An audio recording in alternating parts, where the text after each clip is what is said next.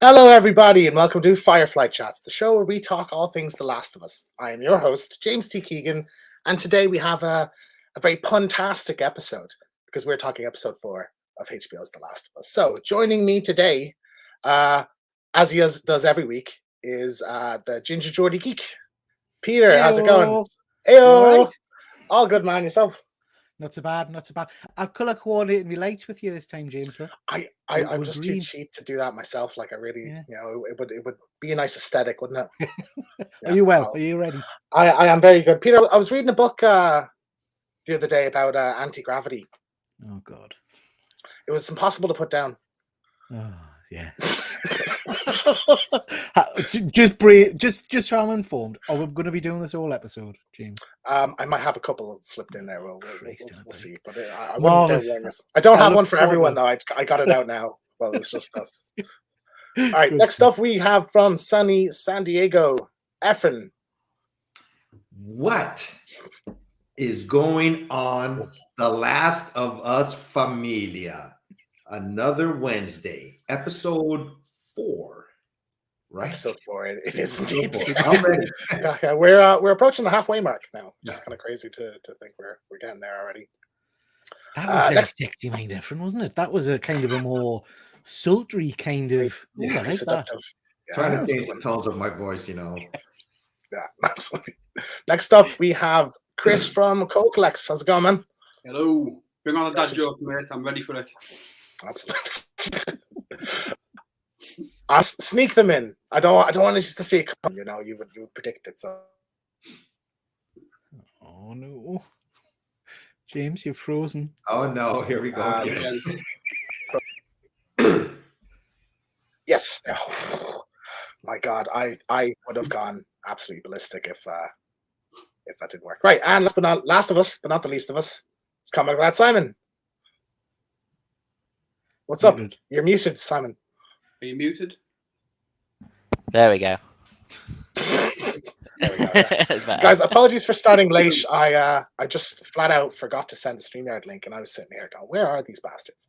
Come on, like some timekeeping." But so that explains the kind of delay. So we'll just get right into it. As usual, our kind of little Last of Us tidbits throughout the week. So series growth is continuing, up 60% from premiere, 7.5 million tuned in for episode 4, and I believe that's just watching it, like the debut of it. Wow. Yeah. I mean, this big numbers. Is this no? This isn't normal for a show, is it? I thought it normally dipped after the first episode. It usually does. So like, it just shows kind of how positive the word of mouth on it has been. I'm not surprised such a big jump from episode 3 as well. I think that's one that hit home for a lot of people and kind of got so much buzz about it. So yeah, I mean, incredible. I'm just again, I say this every week, but I'm just so happy that this franchise is getting the kind of eyes on it that I think it's always kind of deserved. Next up, Bella Ramsey is appearing at London Film and Comic Con next month. I'm absolutely gutted I won't be able to go because we have Star Wars Celebration kind of right after it, and just like financially and in terms of work, like I just won't be able to attend. But very reasonable pricing here, I think. We've been kind of looking at Celebration prices, and a lot of them are quite extortionate. But I think for like the lead in the biggest show on television at the moment, this is quite reasonable. I think it's more than reasonable, James. It seems cheap as chips. When we look at some of those, like you say, some of those Celebration, dare I say it, not massive actors. Yeah. And they're like 150 plus or whatever. I'm wondering if this will be adjusted nearer the tech. Once this, I mean, let's be honest, Showmasters isn't known for its fair pricing. It's quite expensive normally. I think they want to make a profit, so I would be surprised if they don't shift this in some way. Yeah, I think 60. I would have also said was reasonable. Like 80, I think is even not outside the realm of possibility. So like this is probably the cheapest you'll ever get, like an autograph or a photo op with her. But like I'm just hoping she kind of rolls around to another thing soon after, because I'd love to get an autograph and a photo. Any of you guys going to be attending this convention anyway? Yeah. No. Sad, I haven't done one of the big London Comic Cons, so that is next on my list for when us, our team, kind of get together to go somewhere. It's just poor timing for this, isn't it? Yeah. If this had been, a couple of months after Celebration, I'm sure I would have all jumped on it. Yeah, Have you 100%, jumped on the nice ones yet? I'm going to go to Nice. I haven't bought the tickets, but I am going to go to Nice. Yeah. Yeah, because I mean, you've got Thought Bubble in November and Nice is September, isn't it? So I think, so I'll probably go to both. HorrorCon in November as well. Okay. Where is that one nice? I don't know. Belford? Begins with a B. It's not Belford. Bradford. Nice, but I've not. Where, James? Belford? Bradford. I don't know. I don't No, know if you're no. just making names. Anyway, okay. Ben's in the chat. Ben will know. Ben will know. All right. We got, speaking of the chat anyway, we'll just have a flick through who's joined us tonight. Quack Quack, StreamYards in the house.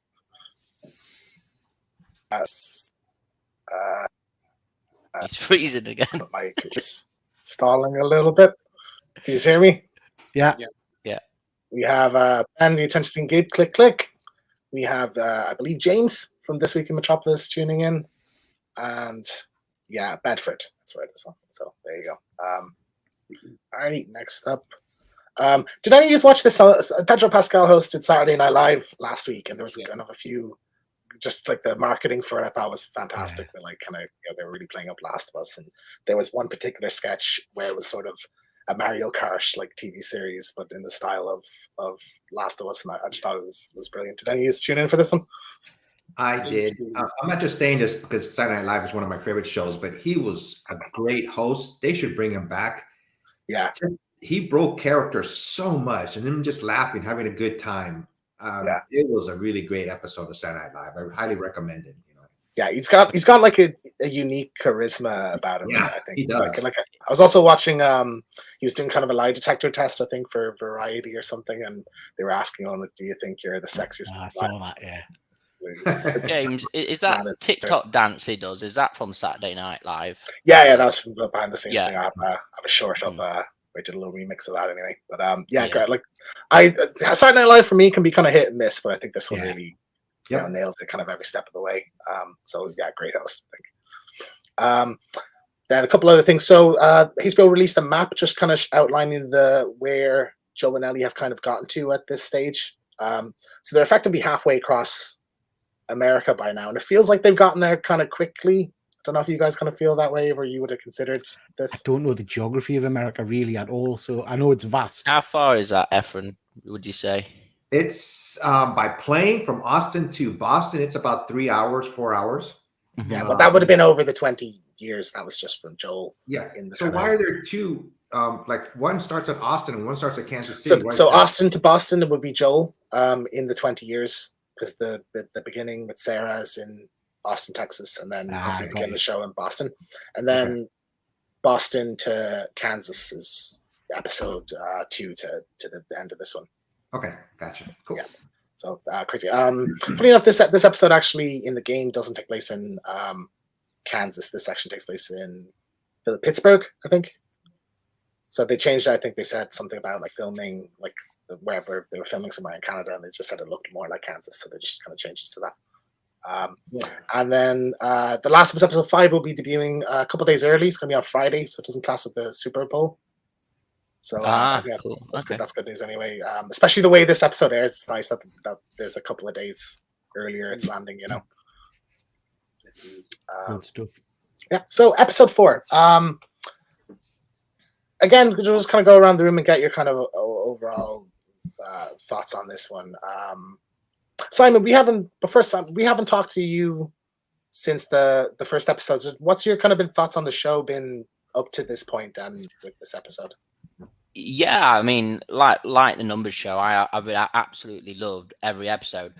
This one, I get why it's a filler builder episode, so I would say this episode not as much, but it was a nice little filler episode. So it didn't have the same impact as like episode 3 or episode 2 for me. So seeing the clickers for the first time in episode 2 and that amazing scenes in episode 3 and the love story and everything, that was just amazing. Where this one, it was just, for me, it was a filler episode.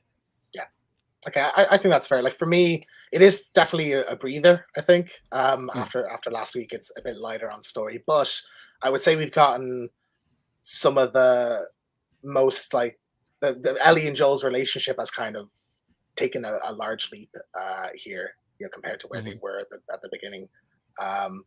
Yeah, I would say probably if I was to rank the episodes at this stage, I'd probably put this one on the bottom. But I think there is a lot of great episodes. But there's some kind of additions to the story I'm not too keen about, but we'll get into that. I think it just, for me, it like cut off too soon at the end. Do you know what I mean? Yeah. Exactly. It was the first time I think it really felt like a proper cliffhanger. Usually it's like something happens and then they're just on their way again. Peter, how did you feel about this episode? I agree with a lot of what Simon's saying, which I never thought I would say. It did feel a bit filler. That said, in terms of filler episodes, it was a top-notch filler. It was still a very entertaining piece of television. I missed and I don't want to get too obsessed with them, but I missed the jump back. I've been enjoying the flashbacks, and I don't think we got a one really in this, did we? From memory? No, there wasn't one at the start, so I missed my flashback. Yeah. There's some issues I had with some of the characters, which I'm sure we'll hit on later on. But what I would say is, I know last week we talked an awful lot about the emotional impact of last week's episode. This one probably hit me a bit harder, actually. That scene, which I'm sure we'll talk about, where the young guy was literally dying, crying for his mom and stuff like that. I just found it was really uncomfortable and upsetting.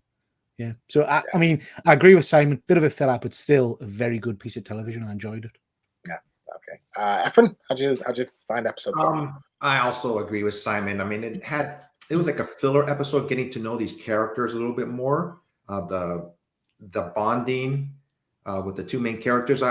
Since I started, we started doing these weekly reviews. I take my time watching these shows, paying more attention. I like the character Ellie when she's in the truck and she has like this wild eye innocence of looking at things from the outside world. Yeah, she's a really good actress. I mean, I know more action is going to come. I was hoping to see more action, but I can't wait to see how they get out of what the mess that they're in. The next episode. Yeah, definitely. And Chris, as a fan of the game, how did you kind of feel some of the deviations were in this one? Yeah, Joe, I thought it was again, it was another great one for me. I'm really happy that they've introduced more of the humans as the threat as well. Yeah, it kind of brings back from the games when you're inside the buildings and you're shooting out, and that kind of gave me like a lot of flashbacks from the game. I was a bit sad there wasn't a bit more of that. It didn't. That scene for me could have went on a bit longer with more of a. Yeah, I'd agree with that. Yeah, definitely. But I mean, again, like everyone said, it's the relationship between Joel and Ellie now is it's hit that next level now. They're both kind of cracked, so to speak, emotionally, and obviously with Joel and kind of laughing and things like that with the jokes and the puns and things. It was just it was a good episode to push along their relationship, but again, it was more like a filler, wasn't it? It was kind of like a breather after the emotional roller coaster of the last episode, I think. Yeah, Joe, I think if this winds up being by the end the weakest episode, I think that's a pretty high praise. If this is as bad, not bad. Still a very good filler one, though. Yeah, very, very highly rated filler episode. Still. Yeah, definitely. All right, so we'll go scene by scene as usual. So we have this kind of opening. So I had technical difficulties last week and couldn't really comment on this sort of addition they've added to Ellie. It's not really a thing in the games, but like she's almost comes off sometimes as like a little bit psychopathic. Yeah, like you have her kind of slicing open the infected last episode, and the way she looks at Joel when she beats the guy to death in the first one. How do you feel about that kind of development, Chris? That's it's an addition, something new. I'm curious what direction they're going in that. Yeah, it's again, I don't know. It's not a bad change, I don't think, because if you haven't played the games, it's kind of giving you like an insight into what kind of person she is. Like she told Joel that it's not the first time she'd hurt someone or killed someone, so that'd make total sense in that context. Because if you've seen it before and you've brought around military people, that'd make sense, I think, if you're just watching it as a viewer. So I don't know. I don't mind the change. It's something a bit refreshing, isn't it? Yeah, Yeah, the mystery, I think. Us who played the game, it's a bit of like, oh, what are they doing with her here? well, yeah, I'm curious what, because I assume it builds to something, and I'm curious what part of the game you would Leads kind to. of have that payoff with. Have any of you ever held a gun before? Yeah. Peter, you have, yeah, yeah. This scene kind of scares me because I find pistols like the most terrifying thing to even hold. So the way she's just like doesn't know how to use it really, and she's just kind of flicking through it all gave me kind of anxiety a bit. Can I just ask a question there, then, James? Sorry, just before we move on. Maybe I misunderstood the context of the first episode, but I thought she'd been captured or originally raised by like the government, and I'd assumed that it was kind of like military training she was getting. That's what I was saying. Sort of. She mentions like that she like later on when Joe's kind of talking. Was about it a military school she was in, or It's something? a like that? Fedra, so that's a government run. Dropped off Okay. a pebble, wasn't she, as a baby? Yeah, In I this. guess that just made it, because when she was looking at the gun and stuff, I was kind of thinking, I just assumed she would have had experience handling the guns and things like that. Yeah, what I well, mean? she does mention that she has had a little bit of training, but sort of Yeah. she has this kind of childlike wonder about guns and this and that. Yeah, that kind of gives me. She did with the It's car like though. crazy. Like at the start, she'd never been in a car before. And, Yeah. you know, she was like, "Oh, this is my first time in a car." Yeah, it's like a Yeah. spaceship. Yeah, Yeah. exactly. Yeah. I was absolutely ecstatic that they brought the Book of Puns into the story, and this is kind of sort of a bit of a breather thing in the game where like the odd time she'll just stop and kind of pull out the book and tell these little stupid dad joke puns. You know, So, like, I didn't remember that. I didn't remember that from the games. Yeah. It's like some of them are just so stupid, and like I kind of forgotten about it. Like I played the game multiple times, Yeah. and I've sort of forgotten about it. But when they pulled it out, I was like, oh yeah, I was delighted. I think it's going to be a thing. Kind of every episode, she'll pull out one or two. So that's what I'm happy about. But like I love this, just like the look on her face here, of like she's waiting for Joel to like react to the joke. I thought was just excellent. Excellent acting. We all fans of the old pun? Yeah. Love a good Yeah. fun. Mhm. I loved the pun book, and I loved it all the way through the episode. But I don't know whether I was just noticing it for the first time or not.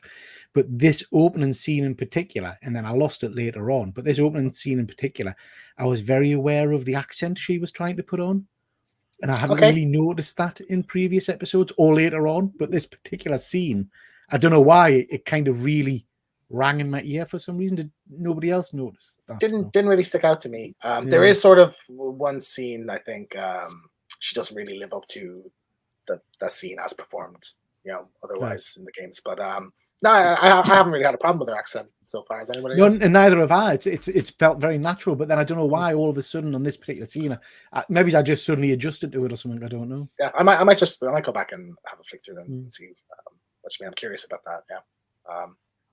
Interesting. Anyway. So yeah, this is she gives him the tape, and the way he's like, "Oh, this is before my time." So this is Hank Williams. This is the song from the reveal trailer for the show. Right. It's the song that's playing in that, and I believe it is also in the reveal trailer for the game as well. Yeah, like back in 2012.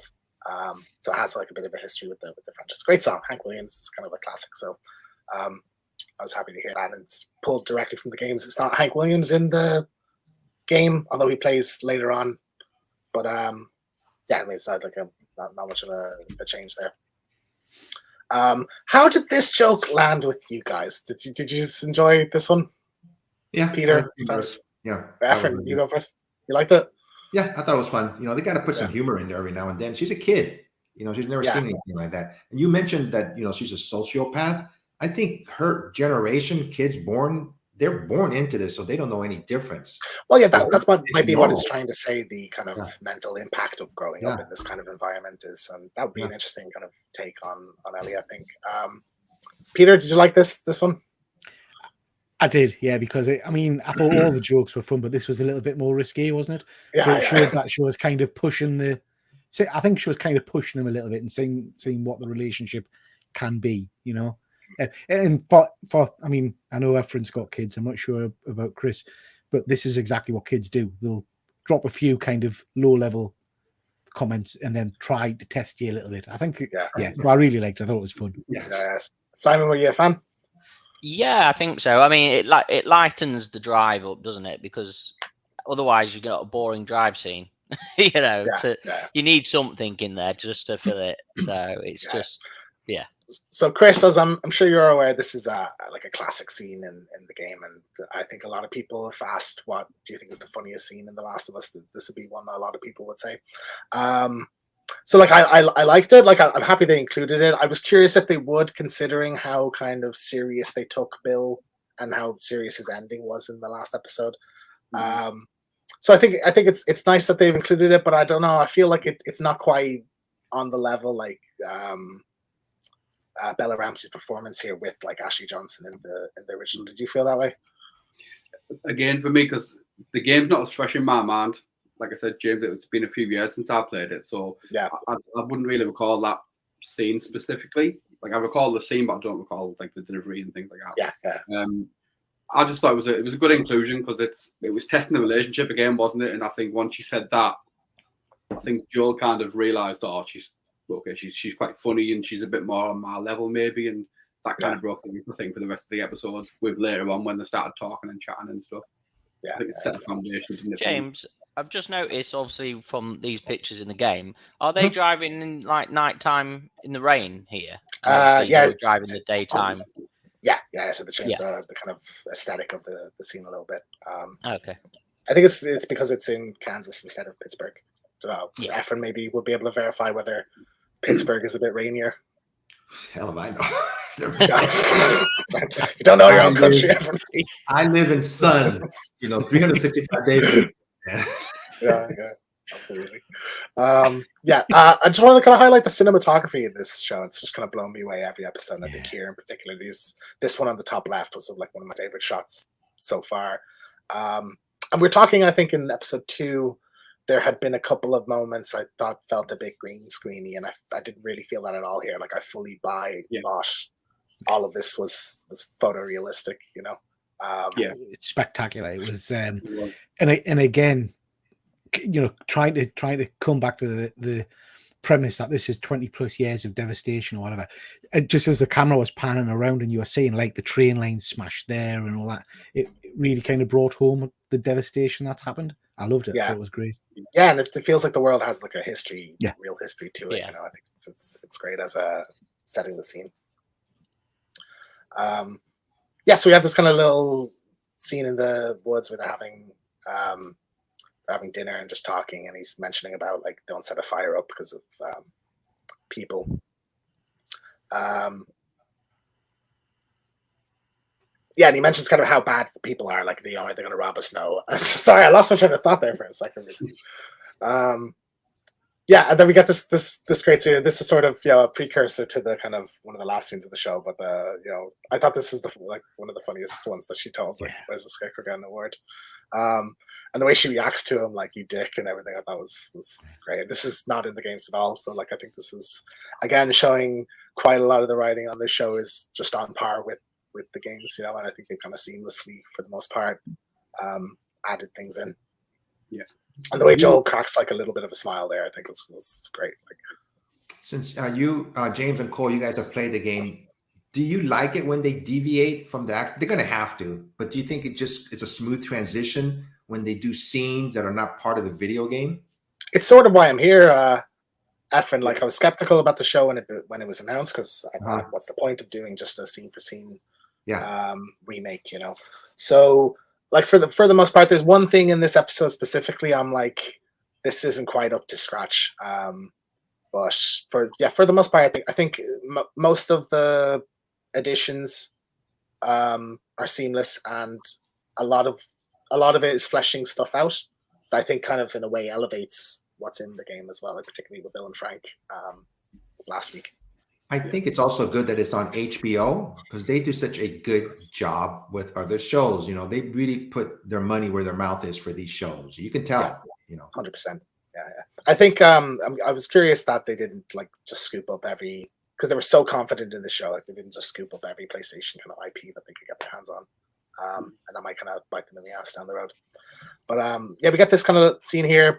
I love this whole like Ellie's just kind of seems a little bit scared to him, and he decides instead of going to sleep Yeah. to just to stand up as sort of like fatherly, protective kind of inhibitions kick in there. Did anyone feel like that way with this? Yeah, I thought, man, you can't have a normal sleep in this world, and he's portraying, he's the protector. So yeah, he just does what he has to do to survive. Yeah. I thought I watched this with my wife, and she literally turned to us at that point and said, "Would you ever be able to sleep?" And I said, "Well, I suppose if you've lived through this for 20 years and physical exhaustion and stuff, but yeah, sleeping in the open." And he did snoring as well, Pete. Exactly, but exactly.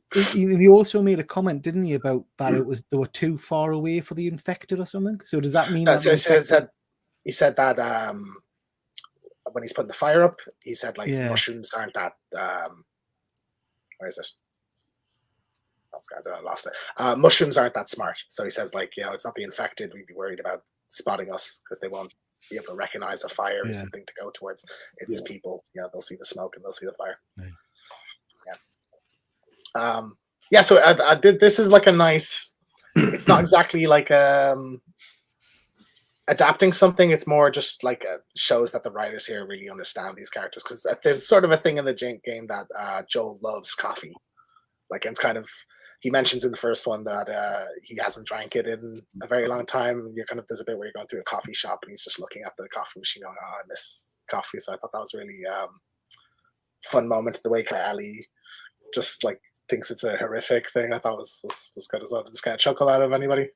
Yeah. And he's slurping as well, just to kind of get on the nerves, because he knows he doesn't like. Yeah, exactly. Just a little bit of build up, isn't it? Yeah, a little bit of pettiness from him. I thought was quite funny. So we get a little bit backstory. He mentions kind of Tommy's what Tommy's been up to and how he met Marlene, and he was a Firefly and wants to save the world, and Joel's kind of stance on that, even though he's sitting next to potentially the only immune girl in the world. He just still thinks the idea is sort of delusional.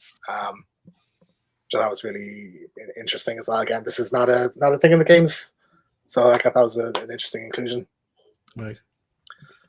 And this sort of hit me as well, like the way kind of I think Ellie is getting more attached to Joel than Joel is to Ellie, and Joel's kind of still a bit hesitant, but the way she goes, "On my family," and it's like, "No, your cargo." How have you guys felt like up to this point about these two together? Like are you, I think these actors are doing a great job, but like, are you enjoying the dynamic of them? And absolutely. I think they've got great chemistry between the pair of them, to be honest. Well, they've worked together in Game of Thrones, haven't they? So yeah. Oh, they're in different seasons. Yeah. They are, but they I think they've obviously met before. Because I saw them, they were chatting about their armors and things. So they must have met at some point, and that makes it more comfortable for them to interact when they've met before a show. So they've got a very good chemistry, kind of bouncing off each other, I think. And I think, the writing's very clever, because you can see the relationship forming and developing every single scene, really, can't you? Yeah, and it feels very, very natural. Like the game has like a luxury of, because a lot of the dialogue, particularly in this episode, most of this episode is kind of in-game, where you're just kind of walking around and they're both talking. So it has like, there's 20 hours effectively of dialogue between them. I think the show has really kind of tightened that down quite well. Chris, would you kind of agree with that? Yeah, definitely. I think I think Efren made an interesting comment. I think it was last week or the week before, where he said that Joel was kind of almost keeping Ellie at arm's length because of the relationship he had with his daughter, and he didn't want to get too close.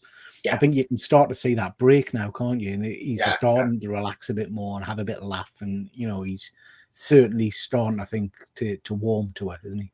Yeah, he's definitely breaking down. It's the beginning of something beautiful here.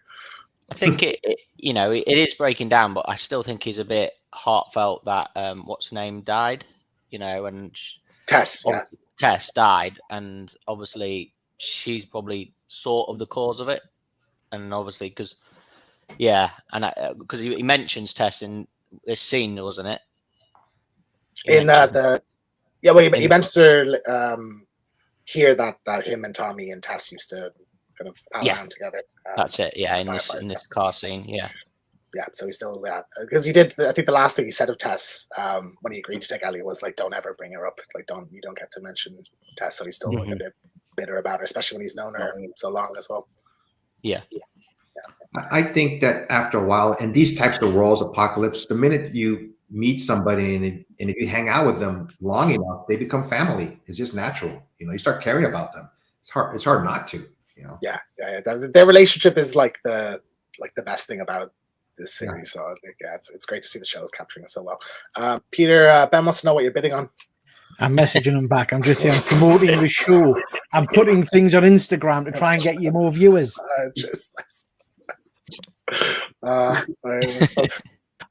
Great visual gag here. Thought as well. Like you should, see from I love that. because they're just conked out, and that's directly out of the game as well. So it's a good joke, I thought. So we get to Kansas City. There's kind of like this ominous vibe to it, and you see these kind of skeletons burnt up. Who do you think these are? Because like it felt like do you think these are like Fedra soldiers and that? Because the I next just scene think is they're normal Ellie. people. If you go back, James, I heard somewhere that the films playing there are one of them's Underworld and one of them's a Nicolas Cage movie, which is I can't remember, on the globe thing there. 2003. Hey. Well, this will be 2003, so Underworld's. Oh well, if you read it, it does say, and like there's. I don't know. I can't zoom in any further. It's a Nicolas Cage movie, and one of them I think says Underworld. I think so. Okay. Yeah, So, interesting because I know it's 2003. It's just interesting that they were playing at the cinema. So yeah, definitely, just a little thing. Yeah, and then this kind of it's building up this whole like there used to be a quarantine zone here, and it's been dilapidated and everything. So we got to the action sequence of this episode with the guy. Did you immediately suspect that this was an ambush? Oh yeah. Didn't fool you for a second? Yeah. Yeah. Why are you laughing at me? Yeah, same as Efren. Watching enough of these kind of shows now that you know straight away that that's someone the comes setup, in isn't front it? of your car is an ambush. Yeah. Did the way Joel says no here? Did you feel like he knew or he just didn't care? He knew. I think, They're both probably. Yeah. It's pretty much the scenes almost plays out exactly the same in the games. Only Joel says he's not even Hirsch. I think he says instead of no. Yeah, they crash into the shop, same kind of as the games. And I love how like reassuring Joel is. Like this is sort of, I know we had the kind of clicker scene in the second episode, but this is like feels like the most danger they've kind of been in so far. The way like guns are scary, the way He feels more scared here than the clicker scene because the clicker scene they just have to be really quiet. Yeah, exactly, and I think people can shoot you from far away, whereas a clicker has to kind of get up close to you to do any damage. So yeah, it definitely felt like a stray bullet could hit her any time. She's not immune to a bullet, is she? She's not immune. Exactly. To that's a very good point. Yeah. And I just think fantastic performances from the two of them during the scene. Like Bella Ramsey here hiding, she like looks terrified. It's great. So you get this bit where the kind of guy. One other thing about you can see I don't have the clip here, but in one of the shots you see one of the kind of the resistance guys checking one of the bodies, and that's something that kind of the second game does, and like the series as a whole I think has been quite good at, like it's something that's quite unique to it, like because you play games all the time, you're killing loads of people. Like Uncharted I think is a good example where they don't really mean anything, you're just shooting random people, whereas The Last of Us I think does a phenomenal job of like humanizing who you're fighting, even if they are like terrible people. And there's another example of that coming up as well, but yeah, the way Ellie he shoots the guy, and then this other guy comes out and struggles with Joel, and Ellie has to come out and shoot him. Then this is so like the whole begging for your life thing. It's just, Peter, I'll let you kind of give us your thoughts on this because I know you found this quite heart wrenching. Yeah, I mean, well, two things. First of all, it's nice to see it's not nice to see, but it's good to see a show that doesn't do the old trope of if you get shot with a bullet, you just immediately die, because that's not the Yeah. truth. You die unless you get shot in the head. You die pretty long and drawn out painfully. The last episode we watched was very emotional. I get that, and I get that people were very upset and emotional. But for me, it was a beautiful love story about two people who'd lived together all of their lives and then died together in each other's arms. That's one kind of emotion for me. This is a whole other thing. This is a young man shot, bleeding out, crying, asking for his mum to comfort him. And, Bella Ramsey standing there knowing that she's done that. I just thought it was heartbreaking. I thought it was really quite upsetting, I think, because these aren't bad people, I don't think. Yes, they were trying to get them, but they're trying to survive in the world or whatever. So, yeah, I just thought it was a really well done scene, and it really did. I thought she was superb in it, showing the kind of shock and the realization of what she'd done. Yeah, definitely. Did anybody else this was heart wrenching? Did anyone else cry? I know Peter cried. Anyone else cry during this scene? Because I had no sympathy at all. I'm like, oh, fucking kill him. Yeah, That's You played the game too much. not me, but I like when she first came out with the knife, and then she changed her mind and she took out the gun. And yeah, exactly. Yeah, I don't think in worlds like this, you have to put your emotions on check. It's if you're out, this is survival. You have to survive any means necessary.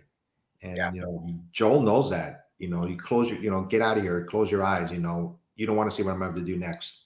Well, yeah. He used the knife as well. They need to reserve ammunition, if you know. Yeah, he did have a slide for that later. But the other point is sort of like, do you believe him? He says, "Oh, we won't do anything." Like, that's not true. Does he even have a mom in the quarantine zone? Is another question. So, I think it's the only option really is to kill the guy. But there's a sort of similar scene in the game involving Ellie shooting, but Joel gets kind of ambushed by a guy and he's being held underwater, and Ellie picks up the gun and shoots him, but she actually kills him. And it's not really she sits down and says, "Oh, I feel sick," but she doesn't really dwell on it too much. They move on quite quickly. She even kind of almost makes a joke about I shot the hell out of that guy, huh? Go back to that previous slide on the right hand side. What is that? Like a gun? Oh, is he holding a gun? Yeah, it's Ellie picking up the gun underwater. Oh no, I'm talking about the bottom scene, the bottom right hand. Oh yeah, that's the guy getting shot in the face. Ah, okay, gotcha. Yeah.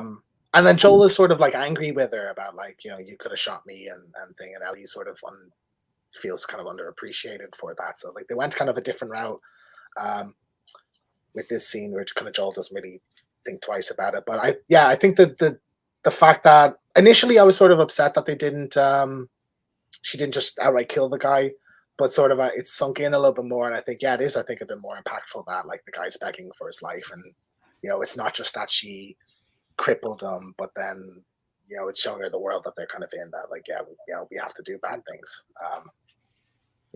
Chris, were you a fan of this scene anyway? I liked it, but I think it showed you. I think it done that to show you kind of the brutality of Joel as well.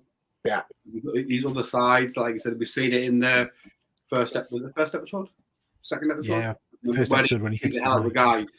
So I think the little flashes of Joel, what he's capable of, I think that's still good to realise what kind of man he is, as well as obviously having a laugh with Ellie and stuff like that. It's to show how brutal the world is and how brutal he's got as well, how tough he is mentally. Yeah, and then obviously why it's how good it is that she's breaking down that wall with him.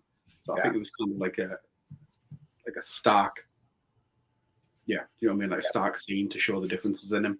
Yeah, I mean, you don't survive 20 years in this world without exactly. Things, and Joel, I think, in particular, which he gets into later on. Yeah. But the whole kind of begging for your life thing, again, like I said, the game kind of humanizes people. That's a thing happens quite often in the game. If you disarm somebody or they're the last person standing, they sometimes throw their gun down and beg you not to kill them. I even think the reveal trailer of the original game ended with Joel shooting a guy with a shotgun that was begging him not to do it.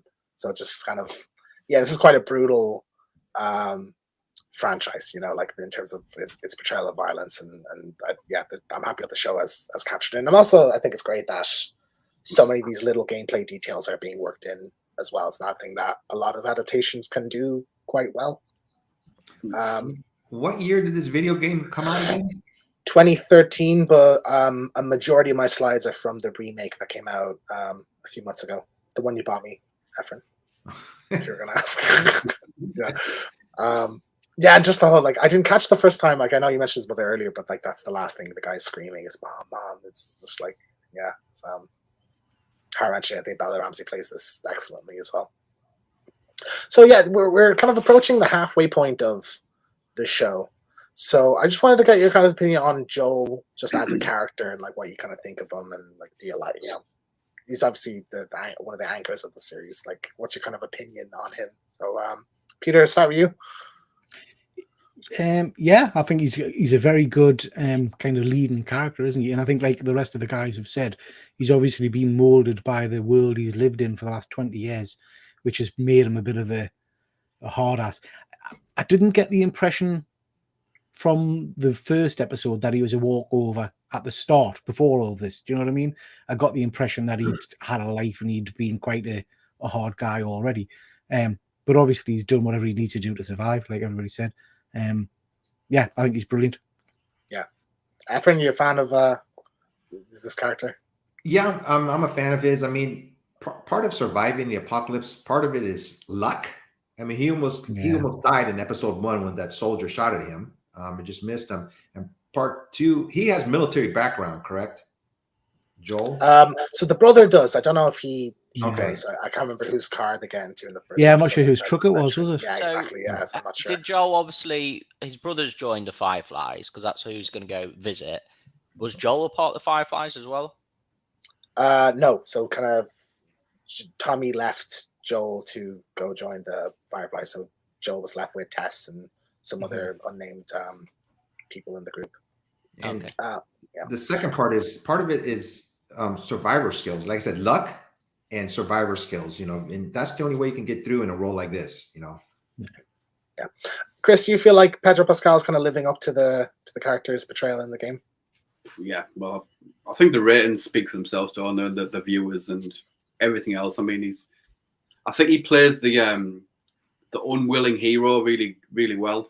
Yeah. In this, that's kind of what he is. He's like an unwilling hero, isn't he? He's obviously he's an unwilling carer for his kind of younger brother. Like he always kind of have to get him out of the shit, and he's still doing that now, 20 years later. So he thinks anyway.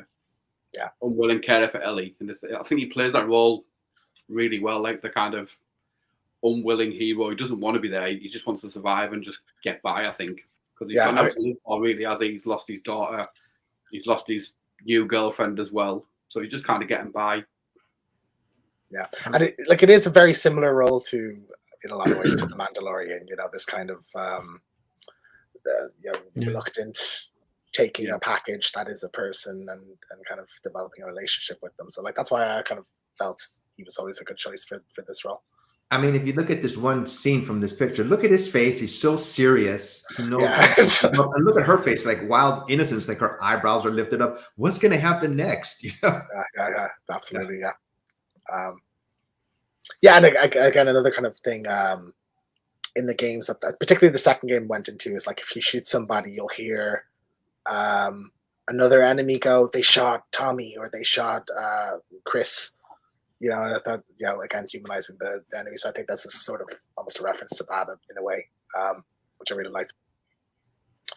So here we go. We meet the kind of episode's villain, or kind of the villain of this arc, Kathleen. So this is an original character, not in the games at all. It's played by Melanie Linsky, who I think most people probably recognize from 2.5 Men. She played Rose, kind of annoying, psycho kind of ex one night stand of Charlie's. What do we think about this character? I'm going to go last. So, Chris, how do you feel about Kathleen? So far, I don't know. I can't quite figure out. She didn't seem very strong as the rest of the cast so far, but I don't know. She'll likely play something a lot more in the next episode. I think. Was that her son who he killed? No, it wasn't. He shot I didn't get that vibe anyway. Yeah. No, That would have been an interesting, actually, an I interesting. think she's I got. just thought there, yeah, was that his mum? Yeah, yeah, that would actually. I would have liked that. I would have probably been more on board with this character. Because she if seems that was the case. pissed off, doesn't she? That obviously there's been an ambush, and she thinks it's the other two people. I think it's more like the people are under her care. Yeah, under her control, under her power. Yeah, you know, like She's the leader of the group, but she's. I think it's hard to tell her yet, but I think she's got psychotic tendencies. Like she could, like, go a bit because she's getting really wound up by it. So hopefully in the next episode, she yeah. We'll see how she does. Peter, you're a fan of Kathleen? No, I'm just shit. Well, a couple of things. I didn't buy for a second that she was strong enough to have organized this militia and have all these people kind of underneath that, unless we're going to see something, unless she's going to, like Simon says, play psycho card in the next episode and we'll see a flip or something like Negan kind of flip or something. Yeah. But in this episode, she was weak as water. I couldn't figure out why anybody was following her. And I just didn't, no disrespect to her, but I just didn't buy into the actress either. I thought out of all of the superb acting we've seen so far, I didn't warm to her at all. I think her interrogation technique wasn't very good, was it? No. She was just asking him. That was it. not Yeah, interrogating. I agree. I was really looking forward to seeing this character because this whole sequence, like the whole kind of group that ambushes Joel and Ellie, this whole storyline is not really a part of that. Like, there's sort of like a blanket term for kind of enemies and like human enemies that aren't part of a specific group. They're called hunters.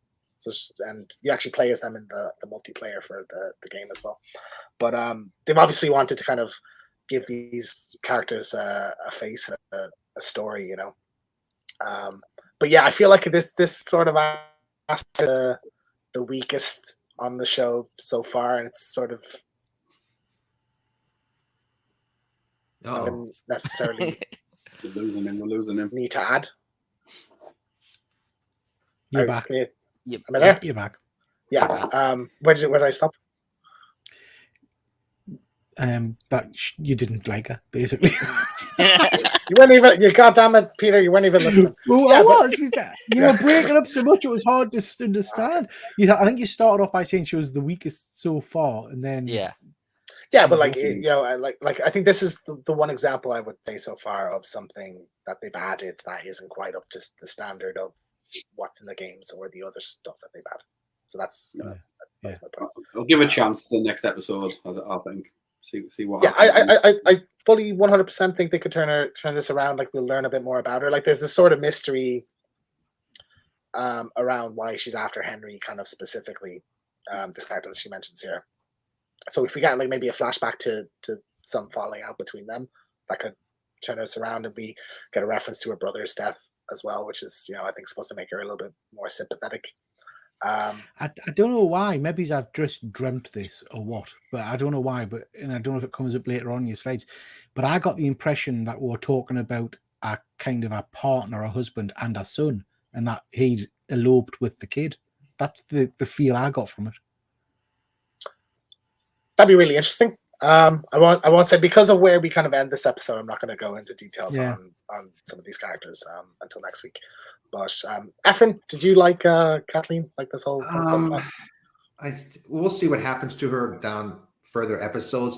I just don't think they should have picked an actress that's a little bit more hardened in the face, like time weary, but I don't know, she looked too fresh faced to me, and they just kind of threw it in there. So I was a little bit confused, who is she? Yeah. What happened to her? Who are these people? But hopefully they'll, expand on that in episodes to go. But I don't know. I just feel they could have got somebody that was a little bit more angry looking, I mean, just looking at that screen you got up there, James, the guy with the beard and the gun and I didn't buy for a second that he was kind of kowtowing to this little lady who reminded me of Cagney and Lacey. She was like a kind of little jolly homeschool mum. Do you know what I mean? It just didn't. I think work like that, does it? In like an apocalypse, it just wouldn't work like that. Yeah. You could like, it's almost like she broke bad. Like she used to be like the little house mom one, and now Yeah. she's like this hard Mm. kind of thing. But she's not really playing it that way. I think if we learn more about her, and there's probably some big scenes with her in the next episode, Yeah. I hope she so. might turn this around. Yeah, and the way this episode almost feels like it was going to be one long episode, and they broke it in half. I think as well. But I'm glad you brought up the guy with the beard. So this is I believe the character's name is Perry, I think, but anyway, he is played by an actor called Jeffrey Pierce, who actually plays Tommy in the games. All right. This is another of the games kind of alum getting a little role in here, and he doesn't put on a voice for Tommy. So like the second he opened his mouth, I was like, there he is. That was great. But really charismatic character, and I quite liked seeing him here. But yeah, you say like she doesn't seem like an effective leader. I think that's her kind of obsession with Henry, like the way she's relating everything. But everything must be because of him. It comes off as a bit annoying. Yeah. Did any of you feel that way? Yeah. Yeah. That certainly annoyed me. Yeah. Basically, no one liked this scene. No. Just this, like, again, it's not a thing in the games because it's not really necessary. And like the Sam and Henry section and the ambush section are like two completely unrelated sequences, So they just decided to kind of tie it together here with this little side plot. But she goes in and executes the doctor. I don't really. It's sort of she asks like, can the doctor save him? And she's told no, so she goes and kills him. That felt like a bit of an escalation out of nowhere. I don't know what happened there. It was just kind of. All of a sudden, It'd come in handy, wouldn't it, in this day and age, I guess. But I know. Like Ben, we were talking. But we didn't even get the doctor's. Did we get the doctor's name and everything? So, like, or what part he was supposed to be? Well, he's the kind of QC. This used to be a quarantine zone, so before they overthrew it, and he used to be the quarantine zone's doctor. He mentions that he delivered her, so he presumably was a doctor for that community, as well. Yeah, she just kills him. It just seemed unnecessary to me. It's like, why would you shoot your doctor? Like the guy mentions earlier, I'm the doctor. You're not going to kill me. Yeah. She probably shouldn't have. Just started. You don't kill doctors in the apocalypse. I mean, I don't care what he's done. Just because he can't save the guy who got stabbed in the neck. You're just going to shoot him. He was already dead, so like they know he's dead. He's not going to save him, are they? So yeah, exactly. I think. Chris, you made a really good point. Like, if this had been her son or something, it maybe would have been a bit more understandable. I think they put that scene in there to show that she's a hard ass. That she's going to do what she has to do. Yeah. Maybe this is an unhinged side that we might see on the next episode. Yeah. Might make it more Exactly. Yeah. We'll see. And they could have actually shown two bodies because obviously two people died there: the boy and the one they shot. Well, I think isn't that the kid that they stabbed in the neck? So they dragged him out of the kind of shop. Yeah, but there was the other guy who got shot as well, didn't it? That he shot. So well, three people were killed. Yeah, total, I think. Yeah. I don't know. And again, she's relating it back to, it must be Henry. We have to get him. I did think that like this as a kind of force, this group felt intimidating. Like I think the trucks and the kind of We the People. Yeah.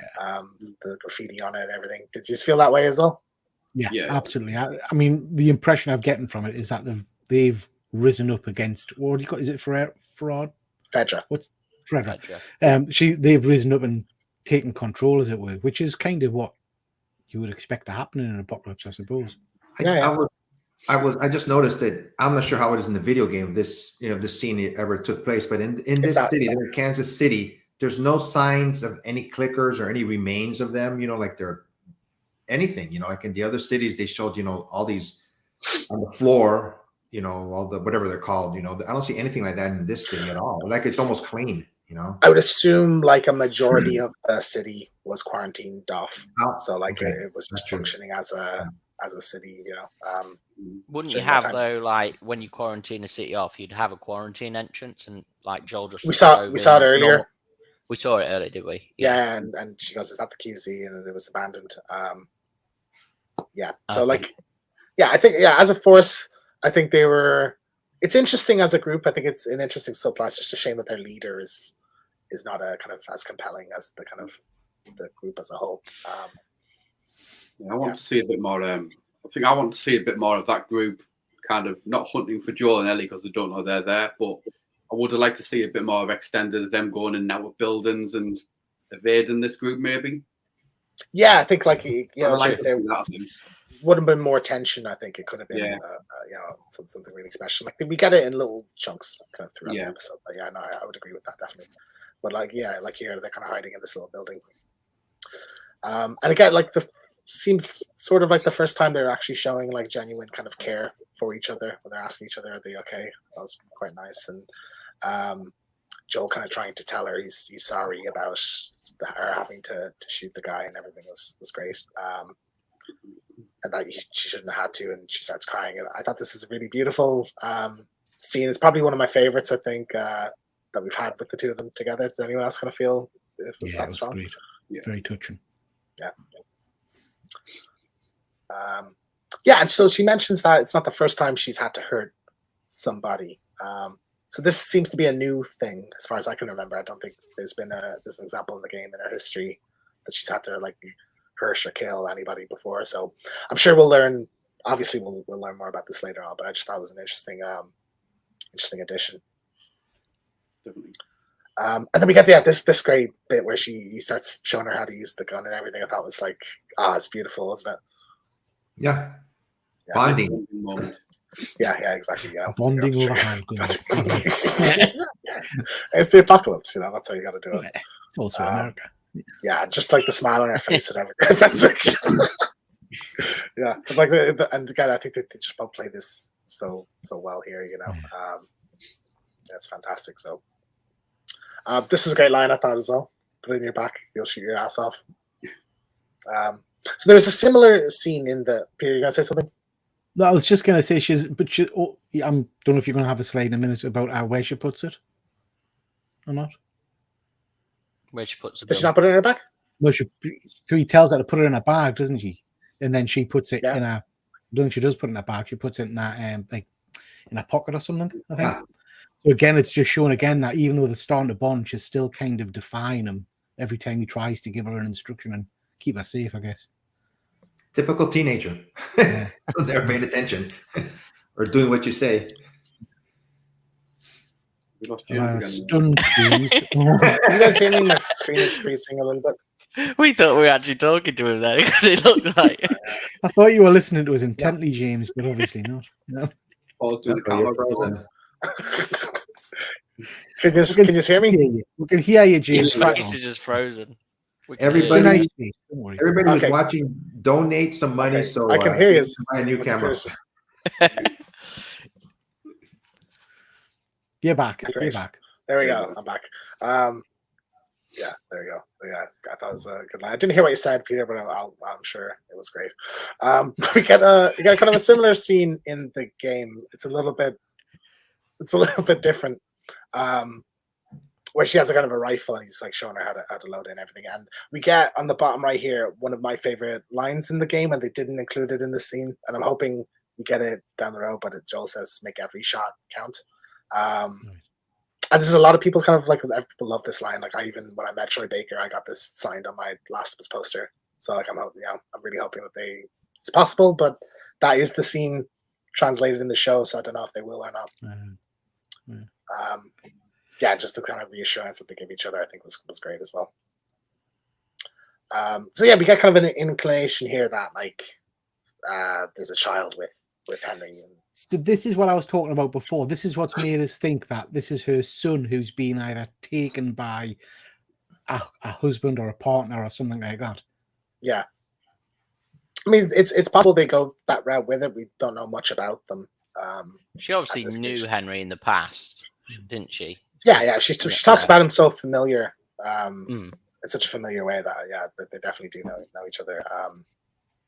And like this whole like Henry won't let Sam starve. It feels like she knows what their relationship is. And like when your man goes, yeah, I felt like it was like he doesn't want to hunt down a kid. Yeah. Did you got to get that initially when he said Yeah. like he's obviously referring to kind of in the basement where we see like something under the ground and pushing up. So it's obviously setting up a big kind of thing next week. Yeah, what was that? Is that the clickers underneath moving around, or that's what I assumed? It could be. We'll He see. doesn't want to spoil it for you, Efren. He doesn't want to spoil it. He knows. We'll find out on Friday. Yeah. Well, like, I mean, I actually know from not from playing the game. It's from the trailers, and there's a like an episode trailer after every episode to show what's next week. So I know like the thing they're going to show off. It's. I think it's a more mutated clicker. It's got to be. Why don't they leave? That's what I don't get either. Go somewhere else. Well, it's inside their whole community is built around this building, I think. But she does mention this, and is that a part of the sewage then? Like, would that be while it's caved in? It's like sewers underneath. I would assume so. It's below the ground. I'd imagine that's probably where that's kind of building up. Something's under there, so we'll find out. And it's just like, again, like this whole kind of, she feels a little bit incompetent in the way, like this is like a pretty serious thing, but like they know, I think, what it is, and this is like something that needs to be dealt with immediately in the way we'll deal with it later. Seal off the building, yeah. Yeah, it's frustrating. Yeah, my computer is pissing me off today. It's just. Are you downloading something? So yeah. I am not. I'm just on the thing. Just on the thing. Your internet's not usually like this, though. Son of a bitch. Freezing again. Peter, take over. We can still hear you, James. Peter, take over. It's fine. Just keep talking. Just push on. You can still hear you. Yeah. So they're going up the stairs. And we get this funny line like, "How far will we go?" Oh, as far as I can make it. Do you believe Pedro Pascal playing a 56-year-old? Yeah. On this I do, yeah. You buy that? Yeah, 56. Yeah. I know, like George Clooney is probably pushing 60, but like still, it's like looks good for it. I can't say no. As you get older, James, you don't take much notice of that. I think he looks like a stunning young man to me. I think you'll look at that good in 20 years. Mate, what do you mean 20 years? Well,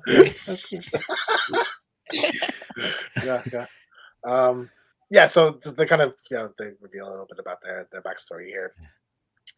Joe mentions, how'd you know it's an ambush? Go on. I love the line. I don't know if you've got the actual words, but he said something about, was it try climbing the stairs when you've got knees like mine or something? Yeah. And I thought that was a really good. I didn't. It's kind of before this part. I thought that was a really good line. Yeah. So she's asking about his kind of history, and he says, "I've been on both sides." And she asked, "Did you kill people?" And he doesn't really want to answer it.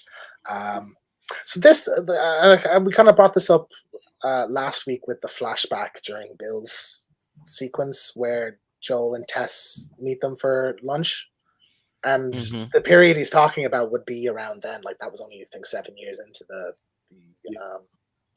the outbreak. So I feel like this is like a little bit at odds. Like when they're sitting having lunch and Joel goes, "We're good people." I didn't think they were going to go down this route with the character, but like they brought it up here. Did you any of kind of that click with any of you guys? It did, because we were talked last week about that scene when they were sat having the dinner and we are good people and all that kind of stuff, and it didn't feel right then to me. And I know a few of us said, you do everything you can to survive and all that sort. So I think for Joel in particular, there was part of that was a bit of an act last week to get in, to become friendly with these people because they knew they could get stuff from them. Yeah. And this is probably more the reality that actually he's done whatever he needs to do to survive. Yeah, but like told him maybe Tess said to be on his best behavior because she was talking to Grant. That's possible. She might have just genuinely made friends. Yeah. But like I was surprised at that scene last week, because my impression would be that like Joel and Tess would just kill him and take the 50 years worth of supplies that they have. So just a little bit of the backstory of Joel. We got this whole kind of bit where he's throwing the glass down on the thing, and like this one, people sneaking up on them. That was good.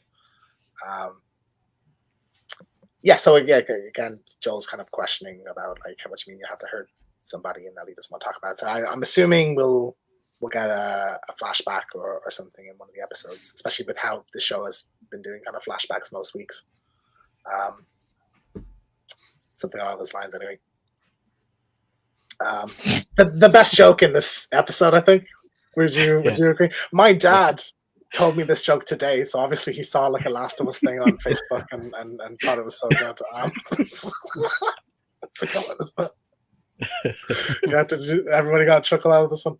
Yeah, I laughed out loud a lot of times in this episode, to be honest. I had a few good chuckles in this, and it was great. Yeah, it's probably the funniest one that we've had so far, you know. I like also that it shows that he's breaking down his wall, so to speak.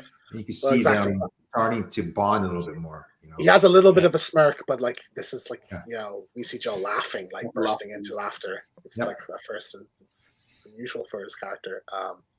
Like this was just really a heartwarming scene, and you know, like why it's favorite scene in the episode. In this episode, just him breaking. Finally, I think it was just my favorite scene, and like, it contrasts at the beginning where they're camping, where she's trying to talk to him and he's ignoring her, and now he's trying to talk to her and she's like trying to go to sleep. So it's like a contrast from the beginning to the end of the episode. That's a great point, actually, Chris, because this is probably the first time he's engaged. I think it's normally her asking him, isn't it? Yeah. Well, I like this scene. That's brilliant. Simon, you like this bit? Yeah, it made me laugh, and I like that he was more like he secured the place first before they laid down and everything, didn't he? And he's more comfortable. Could get a more comfortable sleep and everything. Obviously, it's a different contrast from being in the woods. So, I mean, he didn't secure it well, did he? Well, no, exactly, because they wake up and who are these two? So like the kind of biggest cliffhangery episode, like I said, I think this felt like an episode because the pacing was quite quick. It's half the length of episode 1 and episode 3. So like I'm curious, maybe it was supposed to be, and they just didn't want to do 8 episodes in the season. What have you got any theories? Like obviously, for mention of we've heard a couple of names, so like no wonder. But do you have any kind of theories of like who these guys are, what the? It's going to be Henry, isn't it? Yeah, it's the people that woman's looking for. And I don't think leading into the next episode, I don't think this is them threatening them. I think this is the little lad telling them to be quiet because there's going to be other people in the building or something. Would be my guess. Efren, what do you think, Efren? Can you hear me? We can hear you. I like this scene. I don't think they're involved with the other people in the city or that other group. I think they're their own splintered group, and I think they're kids, obviously. So I like this. I'm curious. This is my favorite scene because it's like a cliffhanger, and I go, "What's going to happen next?" I wanted to know right away, and I'm curious. It brings me to want to see the next episode more and more, which is coming out on Friday, not Sunday, as you said before. So we'll know pretty soon who these kids are. Were these kids in the video game at all? Yes, this is quite a popular kind of chapter in the games. I think it is her kid, Efren, because if you go back to the kids' drawings, there was like a superhero, and this kid's got a superhero mask on him. Yeah, good point. So, yeah. Well, guys, you heard it here first. Sam is Kathleen's kid. You can scoop that. Look, you could put two together. It's great. I would like to say that was my guess earlier in the show. So if that happens, I'm claiming that as my stretch. Well, we can do the show on your channel then, Peter, if you want. But one thing I like is that like I don't know, that could be true, and like that's a nice feeling. I have a taste of what you guys experience watching this, so that's cool. But it's gonna be a great chapter. Chris, I'd imagine you're looking forward to seeing where this story goes next week. Yeah, because like I said, they've been in the game, but I'd love to see what they're going to do with them. Because again, they might just switch it totally and give it a different kind of background, different backstory, and anything. So I'm looking forward to it. I hated it though. I hated the way it finished. It was the first time I went, I was like, oh, really? Yeah, I like that. I like it. I like a cliffhanger. Yeah, I do, but I didn't. I was like, oh. Like a tune in. But yeah, again, it's if you're going to have an early episode, it's next week's episode, just to see where this kind of wraps. And then kind of one last thing, this is obviously the end of the episode, but there's sort of a little Easter egg in the credits. So the song playing is a song called True Faith. It's kind of a cover by a musician called Lottie Kestner. And this song is used in one of the trailers for part 2, where one of the characters is singing it.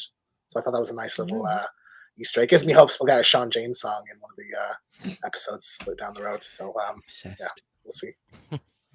So that's episode 4. I think there's, for the first time, there's a couple of things in this that I don't like, but I don't hate. And I think there's potential for them, particularly Kathleen. But I think there's some good tension in a lot of scenes. We do like as much as it is a breather. There is a couple of good action sequences and some really heart wrenching stuff. And the characters kind of develop more in this episode than any other. So I think it's a strong one. I probably would rank it lowest, but I think that is a good sign. If this is the weakest the series gets, it's a very high bar. So overall thoughts. Simon, we'll start with you. Anything else you want to say? As I said, to me, it was a filler episode. I don't think Kathleen is a strong character as of yet. Unless she goes psychotic or something, but we'll have to see. I sort of know what happens next. By the way, I do want to play the game. Did not the PC version get put back a bit for some reason? I don't know why. Yeah, it was supposed to be March. It's April now. I was really looking forward to it. Now I've got to wait another month. I know it's obviously it's need the extra time because they would want that game out while the show is running. Right. Okay. But yeah, no, it's one of the best games ever made. So I think you'll really love it. Yeah, I'm just looking forward to play the game and get into it. You see, so yeah, definitely. Yeah. Chris, any kind of final thoughts on episode 4? I think the same. It's probably one of the weaker episodes, but even the weaker episode of this was probably one of the better episodes of TV. So it kind of goes hand in hand. Good for character development. Like I said, there was a couple that I wasn't too sure about. Like I forgot her name already. That's how much she stuck with me. But yeah, good episode all around. I love the breakdown of the walls of Joel, and I'm liking the relationship so far. Yeah, well, I'm good. I want to see Bella Ramsey play guitar though, because I heard she can. She can, yeah. So I'd like to see that come into play a bit. I think it will. We'll get a scene, and yeah. That's all I'll say about that. But I think it's going to be good. Efren, any kind of final thoughts on episode 4? Like I said, I've never played the video game. I thought this episode was okay. I mean, nothing really shot out at me like episode 3 did. That was just really made me pay more attention. Like I said, since I don't play this game and I know we're doing reviews, I really take my time watching these shows so I can pick up certain points of it. Like when Ellie, her innocence in her face, her wide-eyed look at things.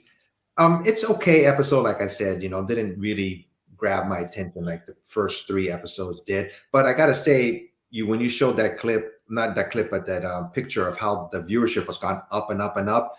I mean, it all has to do, I think, with social media. People talking about it in your shows like yours. That once, hey, this is a good show, I'm gonna start watching it. Which is good. Yeah. Dr. Von Hoosh is in the house. Hoot hoot. He says this is the most Walking Dead episode so far. I think, yeah, I wouldn't disagree with that. It did feel a little bit like this kind of group. It had that sort of vibe more than the others. So less distinct. Peter, final thoughts on episode 4? I mean, I would completely agree with the good doctor there. I think he's right. It did feel a bit Walking Dead. And again, same as everybody else, what they're saying, it felt filler, but very good filler. It felt like a good, solid episode to me. There are some things I wasn't overly impressed with. Didn't like Kathleen or whatever you call her. But still, for me, this is a top-rated episode. It was still very, very entertaining. This is fast becoming one of my favorite shows, I have to say. That warms my heart, Peter. I'm sorry. I take it back. Take it back. We're going down to London. We can just gush about Last of Us all day long. Yeah. So of course we will be back next week to talk about episode 5. Very excited. Cool. This I think this is there's a pretty hefty story from the game that's to be worked in, so it's going to be less kind of deviation. But I'm curious about the Kathleen stuff, and we'll see where that kind of goes. Do you think you know how really quick talking about this one more thing? You know how the Walking Dead universe expanded out of the comic book where they went like Fear the Walking Dead and other things? Beyond the Would you Walking like Dead, to yeah. see The Last of Us expand beyond the video games? Like after season 2 or 3, it's gonna end. They're gonna hopefully they'll continue it and maybe expand to other parts of the world. So the Neil Druckmann, who's one of the creators of the series and heavily involved in the show, has said he's not going to go past the games. He specifically, I believe, to quote him, he said, "We're not going to Game of Thrones this." Now, it is rumored that a part 3 is in development. I personally believe part 3 is in development because the way 2 ends, it makes more sense to do a follow-up than it did to make a second one. So yeah, I mean, like, I wouldn't be against it if Druckmann is involved because he'd be the one who's writing the games anyway. But like, you know, I like that they have something to pull from. Yeah. So yeah, we'll see. But like, I mean, if spin-offs, if you're asking, do you want more Last of Us? Yes. Like any spin-offs that they want to do, I'd be fully supportive of, as long as they keep the kind of tone of the series intact. He may say that, but HBO Max, I'm assuming they have the rights to this now. They may say, "Hey, we're going to go on. We want to do that." Yeah, absolutely. It'll start churning the money. Naughty Dog, which is the company that made The Last of Us, have sort of autonomy in. They are widely regarded as one of the best game developers in the world, and sort of have autonomy over, like, Sony. You can't tell them you have to make this game like they can with other studios. So I don't believe that Sony would ruin that relationship to do a season 3. Like, I think they'll kind of be respectful of that studio's kind of desires. They wouldn't want to lose that exclusivity, would they?